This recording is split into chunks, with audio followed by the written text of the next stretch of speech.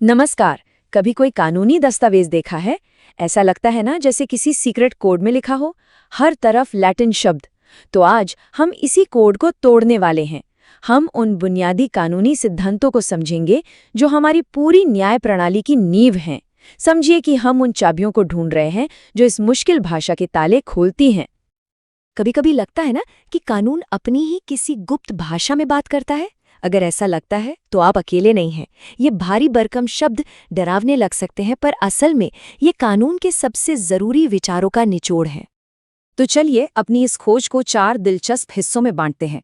सबसे पहले, क्या कोई केस किसी इंसान के खिलाफ है या किसी चीज के? फिर, नागरिकता कैसे तय होती है, जन्म की मिट्टी से या खून के रिश्ते से? तीसरा, कानून की असली आत्मा क्या है? और आखिर में, न्याय की रफ्तार इतनी मायने क्यों रखती है? तो चलिए शुरू करते हैं हमारे पहले हिस्से से। कानून की दुनिया में जो सबसे पहला और बुनियादी फर्क होता है वो ये है कि कोई मामला किसी व्यक्ति के बारे में है या किसी चीज के बारे में। और यहीं पर हमारे सामने आते हैं दो बहुत जरूरी लैटिन शब्द, इन पर्सोनम यानी व्यक्ति के खिलाफ और इन रेम यानी चीज के खिलाफ। चलिए इनके बीच का फर्क समझते हैं क्योंकि ये बहुत जरूरी है। इन पर्सोनम का मतलब है व्यक्ति के विरुद्ध। अब सोचिए, अगर कोई किसी पर कॉन्ट्रैक्ट तोड़ने का केस करता है तो ये एक इन पर्सोनम एक्शन है। मतलब अदालत का जो भी फैसला आएगा वो सिर्फ उसी व्यक्ति पर लागू होगा जिसके खिलाफ केस किया गया है। अब इसके ठीक उलट है इन रेम, जिसका मतलब है वस्तु या अधिकार के विरुद्ध। ये मामले किसी प्रॉपर्टी का मालिकाना हक तय करने के लिए होते हैं, जैसे कि एक जमीन का असली मालिक कौन है। इसका फैसला सिर्फ केस के 2 लोगों पर नहीं बल्कि पूरी दुनिया पर लागू होता है, ताकि भविष्य में कोई और उस पर अपना दावा न कर सके। अब बात करते हैं एक ऐसे सवाल की जो हम सबसे जुड़ा है, नागरिकता, मतलब किसी देश का हिस्सा होने की पहचान। ये कैसे तय होता है? दुनिया भर में इसे तय करने के 2 मुख्य सिद्धांत हैं। ये सिद्धांत है जस सोली यानी मिट्टी का अधिकार और जस सैंग्विनिस जिसका मतलब है खून का अधिकार। एक जन्म की जगह पर आधारित है और दूसरा आपके माता पिता की नागरिकता पर। जस सोली का सिद्धांत बड़ा सीधा है। ये कहता है कि अगर किसी का जन्म किसी देश की धरती पर हुआ है तो उसे वहां की नागरिकता मिल जाएगी। इस बात से कोई फर्क नहीं पड़ता कि उसके माता पिता कहाँ के नागरिक हैं। अमेरिका इसका एक बहुत बड़ा उदाहरण है। वहीं दूसरी तरफ है जस सैंग्विनिस, जो वंश पर आधारित है। यहाँ नागरिकता इस बात से तय होती है कि बच्चे के माता पिता उस देश के नागरिक हैं या नहीं, भले ही बच्चे का जन्म दुनिया में कहीं भी हुआ हो। भारत में नागरिकता मुख्य रूप से इसी सिद्धांत को मानती है। चलिए अब थोड़ा और गहराई में उतरते हैं और समझते हैं कानून की आत्मा को, मतलब वो बुनियादी विचार जो पूरी न्याय व्यवस्था की नींव है। जस नेचुरल या प्राकृतिक कानून, ये इस विचार पर आधारित है कि कुछ अधिकार और नैतिक सिद्धांत यूनिवर्सल हैं, उन्हें किसी सरकार ने नहीं बनाया, वो तो बस हैं। जैसे जीवन का अधिकार या सही और गलत की बुनियादी समझ, ये प्रकृति से मिले हैं और हर इंसान पर लागू होते हैं। अच्छा, ये तो हुई फिलॉसफी की बात, पर क्या कुछ कानून इतने बुनियादी और इतने जरूरी हैं कि कोई भी देश, कोई भी सरकार उन्हें नजरअंदाज कर ही नहीं सकती?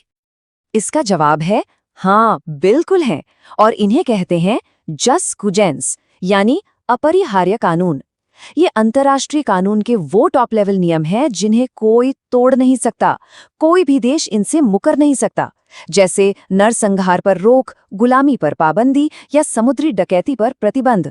ये ऐसे नियम हैं जिन पर कोई समझौता नहीं हो सकता। कानून के तर्क को समझने के लिए 2 और छोटे मगर काम के शब्द हैं। एक है इंटर से, जिसका मतलब है आपस में, ये 2 पार्टियों के बीच किसी निजी समझौते को बताता है। और दूसरा है इप्सो फैक्टो यानी उसी तथ्य से। जैसे अगर कोई कॉन्ट्रैक्ट गैर कानूनी काम के लिए किया जाए तो वो इप्सो फैक्टो यानी अपने आप ही अमान्य हो जाता है। और अब हम पहुंच गए हैं अपने सफर के आखिरी पड़ाव पर, न्याय की रफ्तार। कानून समय, देरी और किसी भी मामले के अंत को कैसे देखता है, ये बहुत ही प्रैक्टिकल और जरूरी चीज है। जब किसी प्रॉपर्टी पर कोई केस शुरू होता है तो उसे लिस पेंडेंस कहते हैं। ये एक तरह की पब्लिक वार्निंग है कि इस प्रॉपर्टी पर कानूनी विवाद चल रहा है, ताकि कोई भी इसे खरीदने या बेचने से पहले 100 बार सोचे, क्योंकि जो भी इसे खरीदेगा उसे कोर्ट का फैसला मानना होगा। लेकिन हम सब जानते हैं मुकदमों में देरी हो सकती है, कभी कभी बहुत ज्यादा। और यहीं पर एक बहुत जरूरी सिद्धांत सामने आता है, लैचेस, जिसका सार ये है कि देरी न्याय को हरा देती है। अगर कोई अपने अधिकार का दावा करने में बिना वजह बहुत ज्यादा देर कर देता है तो अदालत मान सकती है कि उसने अपना अधिकार खो दिया है, क्योंकि इतनी देरी दूसरे पक्ष के लिए नाइंसाफी होगी। तो देखिए, एक कहानी सी बन गई ना, एक विवाद की पूरी लाइफ साइकिल। ये लिस पेंडेंस से शुरू होता है, फिर लैचेस की वजह से देरी का खतरा आता है, और आखिरकार ये एक ऐसे सिद्धांत पर पहुंचता है जो हर विवाद को खत्म करने की बात करता है। और यही कहानी हमें अपने आखिरी सिद्धांत तक ले आती है, इंटरेस्ट रिपब्लिके उट सिट फिनिश लिटियम। इसका सीधा सा मतलब है कि मुकदमों का खत्म होना जनता के हित में है। समाज ठीक से काम करता रहे, इसके लिए जरूरी है कि कानूनी लड़ाई हमेशा हमेशा के लिए न चले और कभी न कभी उनका एक फाइनल अंत हो। तो सवाल ये उठता है कि हम इन दोनों के बीच संतुलन कैसे बनाएं। एक तरफ मामलों को जल्दी खत्म करने की जरूरत है, और दूसरी तरफ ये भी पक्का करना है कि हर किसी को अपनी बात रखने का पूरा और निष्पक्ष मौका मिले। ये सिर्फ पुराने लैटिन शब्द नहीं हैं, बल्कि ये वो जिंदा सिद्धांत हैं जो आज भी हमारी न्याय प्रणाली को लगातार आकार दे रहे हैं। ये न्याय के दिल में एक जरूरी तनाव बनाए रखते हैं।